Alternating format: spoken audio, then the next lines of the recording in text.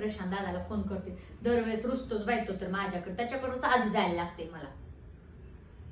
हा प्रशांत दादा, अरे कसा आहेस रे बाबा, फोन नाही काय नाही काय नाही. काय नाही म्हणलं, रक्षाबंधनला येणार होते ना, म्हणून म्हटलं तुला भेटूनच जावं जाता जाता. आईला बी भेटते आणि तुला बी भेटते. आई म्हणत होती कापूस लय चांगला आलाय म्हणून. ह्या वर्षी नाही म्हणलं तरी कसं बी करून 50 लाखाचा कापूस होणार आहे. होय, अगं बाय बाय बाय, किती छान. वहिनीला आयफोन गिफ्ट केलास म्हणून बर्थडेला 15. वहिनी सोबत मला बुक नाही व्हाय करायचा. किती दिवस झाले मी आयफोन साठी ओरडते. तू ना दरवेळेस विसरतोस बघा मला. मला ह्या रक्षाबंधनला आयफोन 15 पाहिजे, मला काही सांगू नकोस. हा काय नाही. वहिनीने मला सांगितलं की, अरे बुक केलं तेव्हा सांगितलं, तूच विसरलास मला सांगायचं. असं विसरत जाऊ नको बरं. वहिनीचा तर जीव आहे माझ्यावर, तुझं आपलं लक्षच नाही.